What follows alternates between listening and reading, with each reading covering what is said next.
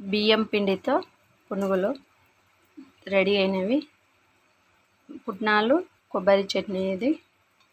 ఇవి చాలా క్రిస్పీగా చాలా బాగున్నవి. ఇవి లోపల కూడా చాలా బాగా కుక్ అయినవి. పిల్లలకి పొద్దున బ్రేక్ఫాస్ట్కి చాలా బాగుంటుంది.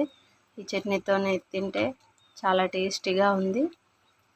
ఈ విధంగా ఉంటుంది. ఈ బియ్యం పిండితో పునుగులు ఈ వీడియో మీకు నచ్చినట్లయితే మీరు కూడా ట్రై చేయండి. రాత్రంతా నానబెట్టుకున్న గ్లాసు బియ్యము ఈ విధంగా మిక్సీ పట్టుకున్నాను. 4-5 ఆలుగడ్డలు తీసుకొని ఉడకబెట్టుకొని పొట్టు తీసి ఈ విధంగా మిక్సీ పట్టుకున్నాను.